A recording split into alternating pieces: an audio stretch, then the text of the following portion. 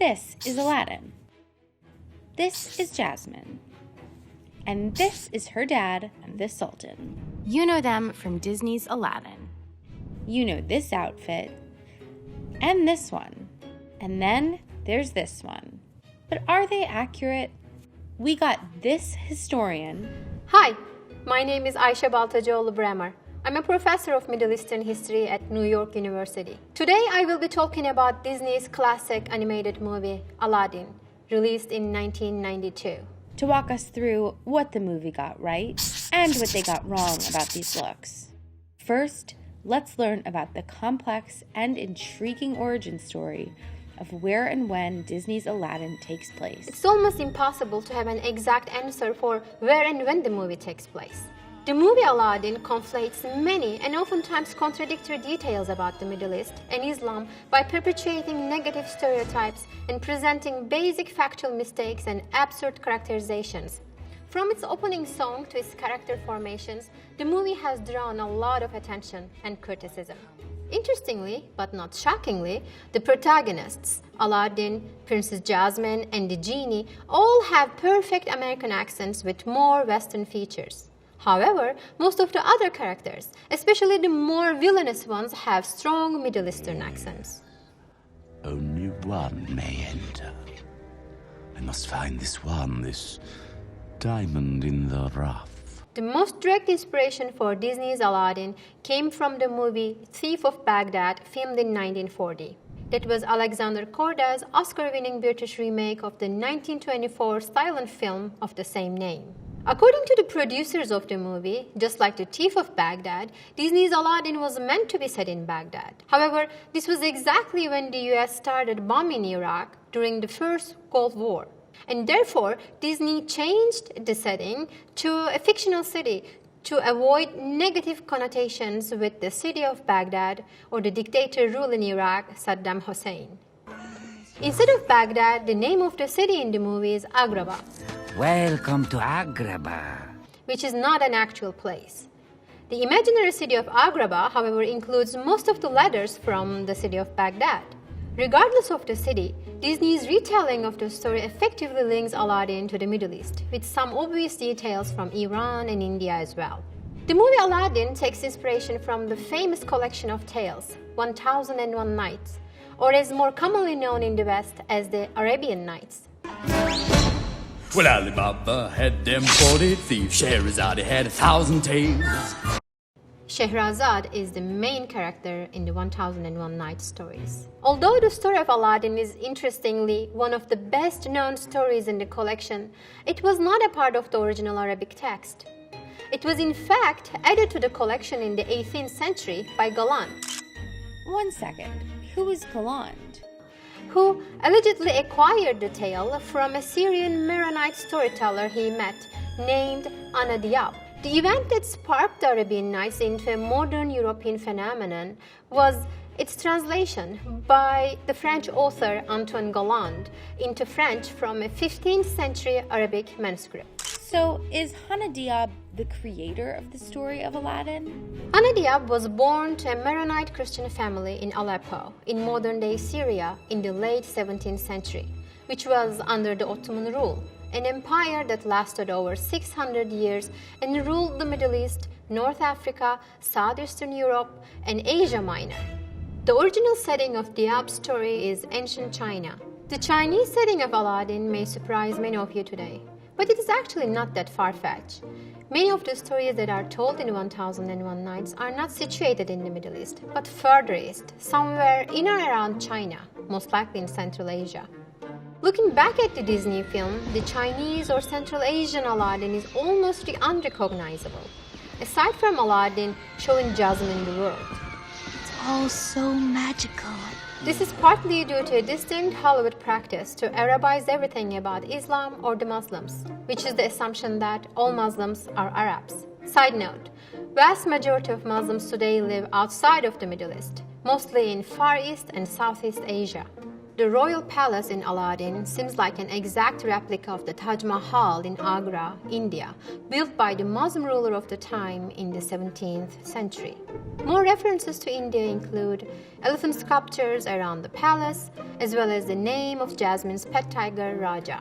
Raja was just playing with him. Weren't you, Raja? However, the background scenes are also said to have been based on Persian miniatures, as well as the photos of the Iranian city Esfahan taken by the film's layout supervisor Rasul Azadani, an Iranian animator at Disney and namesake of Rasul, Agrabah's captain of the guards.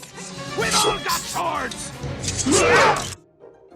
Okay, so how should we analyze the outfits worn in Disney's Aladdin?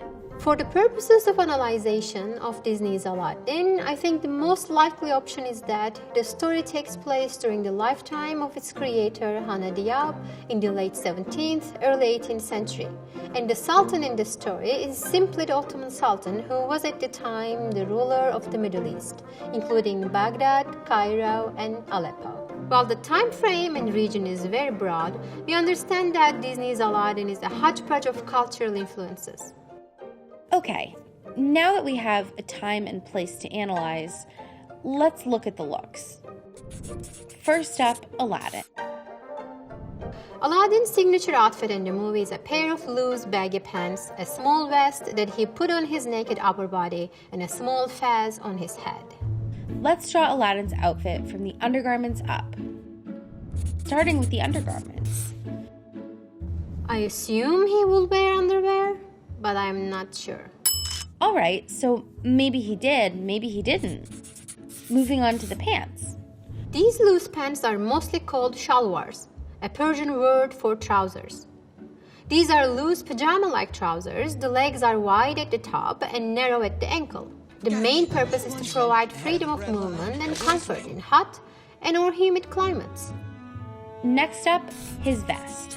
Although Aladdin's religion and region is not specified, it is highly unlikely that a similar character will have worn a vest on a naked upper body. What Aladdin is wearing in the film can be considered a typical attire of mystics, who historically isolated themselves from society and its riches, practicing self-severe, self-discipline, and abstention from all forms of indulgence, typically, but not always, for religious reasons. Aladdin's vest isn't wholly inaccurate, but it is likely he would have worn short or long-sleeved cotton or linen top with or without a vest on top.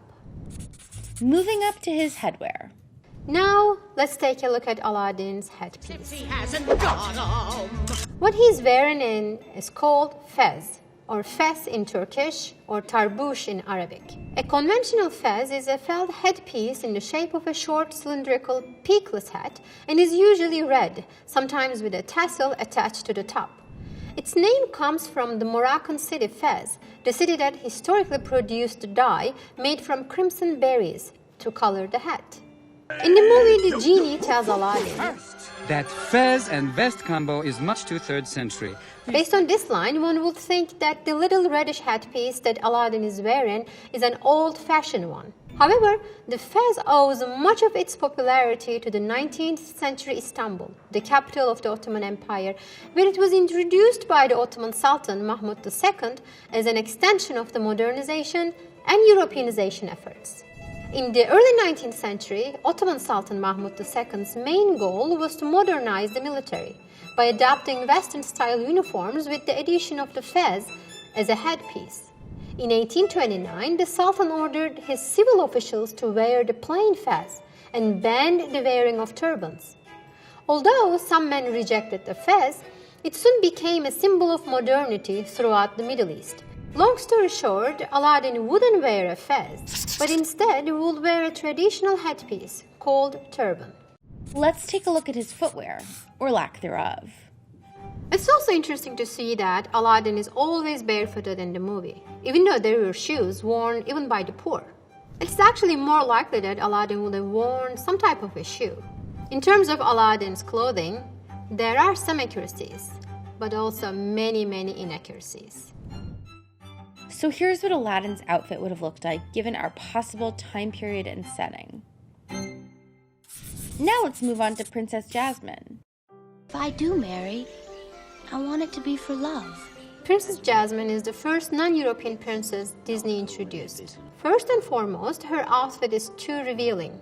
What Princess Jasmine is wearing in the movie is a straight take from European Orientalist painters' imaginations that dominated the art scene in Europe in the 18th and the 19th centuries. Let's learn about what Princess Jasmine would have worn from the undergarments up. While conventional women's underwear, panties and bras did not become common practice until the late 19th century, the corset was part of the imperial women's clothing in the Middle East. I know it seems quick, but let's move on to the pants. You'll find out why. Actually, her pants are mostly accurate. We are just missing some other pieces. The classical dressing for an elite woman consisted of a pair of loose pants layered with a one-piece elegant dress and a belt. So the pants are somewhat accurate. Let's move on to what Jasmine's dress would have looked like. Depending on the social status of the woman as well as the season, these dresses were made of fabrics ranging from cheap linen to pure silk and velvet. Red and green were the most popular colors for high-end women's clothing due to the hardship of creating those colors and also the fact that they were the imperial colors. Let's move on to the accessories. Also, in addition to the belt, other pieces of jewelry, including necklaces, bracelets, and tiaras, were worn oftentimes to symbolize the power and prestige of the family, lineage, and the dynasty, particularly for the imperial woman. Let's move on to headwear. You could say that Jasmine's tiara is a nod to accuracy. A detailed shawl to cover most, not all of the hair was usually accompanied with additional layers of embroidered tulle when these women were out in public. Historical sources tell us that the women did not cover their head when they were in the confines of their homes without any strangers. As you can see here, when Jasmine goes into town, she's covering her hair. When Jasmine was in her palace without any strangers, she wouldn't have covered her hair. So that is accurate. And down to the shoes. Jasmine's shoes in the movie closely resemble what was called pabuç or çarık, and these are what both men and women would have worn. Now for the makeup. It is historically accurate that different types of eyeliners were popular in the Middle East, both for men and women. In many cases, these liners were made with coal dust. So here's what Princess Jasmine's outfit would have looked like given our possible time period and setting. Let's move on to the Sultan. Jasmine's father has the most realistic outfit among the characters that I discussed so far, with some lacking details. Why don't we draw the Sultan's outfit from the undergarments up? Starting with the undergarments. The boxers are not accurate. We do see Raja take a bite out of the back of the pants of a suitor for Princess Jasmine, and this is an imperial man. These boxers with hard pants for the time, not accurate. Next, the pants. These loose pants are mostly called shalwars. Let's look at the next layer. These kaftans would be generally worn on top of another layer called entari. While the entari was also intricately made, the level of detail on an entari wouldn't be as intricate as the kaftan itself. These will be at least 2, possibly more, depending on the weather. Moving on. The belt that the Sultan is wearing is accurate, but probably will have been more embellished. And now let's look at the next layer. The Sultan will wear a long robe that is traditionally called kaftan. However, unlike the one that Jasmine's father is wearing in the movie, a Sultan's kaftan will be embellished with details. These details would mostly be vibrant colored embroidery or intricate jewelry. Sultans' kaftans will serve as an indication of their power and authority, and for that reason it was a meticulous job to make them, carry them, wear them, and store them. Many sultans therefore had specific people whose main duty was to make sure the kaftans were well stored, well picked for special occasions, and preserved. In many cases, these kaftans were exchanged as gifts between 2 ruling empires, showing each side's commitment to fostering a positive relationship. Recently in the West, the kaftan has become a fashion statement for women. The popularity of the kaftan increased significantly after Jessica Simpson was photographed wearing them during her pregnancy in 2011. Now for the headwear. Here you can see how the Sultan's turban from the movies showing some similarities with the turbans of the most famous Ottoman sultans, Mehmet the Conqueror, or Süleyman the Magnificent, or his father Selim the Grim. You can see the sultans wore wide-edged turbans. Turbans usually were a long piece of cloth wrapped in different ways, rather than being one single piece. Now down to the shoes. The Sultan is also wearing shoes that closely resemble what was called pabuç or çarık, and these are, again, accurate. So here's what the Sultan's outfit would have looked like given our possible time period and setting. As we have seen, Disney's Aladdin follows a trend that clumps together different and many times contradicting details about Islam as a religion and the Middle East as a region. This could happen because of two possible reasons. First, it could be a simple ignorance of Hollywood about the two. The second possible reason for the difficulty in pinpointing a time frame and a region is that the creators of the movie Aladdin did not want to single out one place, one culture, one ethnicity, or one period of time, and intentionally kept things vague in the hope of making the movie more relatable to a broader audience. For the 2019 remake of the movie Aladdin, Disney hired a committee consisting of experts and scholars of the Middle East and Islam as a religion. I guess they are learning from their past mistakes. While there are some accurate depictions of the clothing in the characters of the movie, such as the Sultan, Jasmine's and Aladdin's clothing have many inaccuracies. So here's what the characters in Aladdin would have worn if they had lived in history during the time period that we have analyzed this film. You never had a friend like me.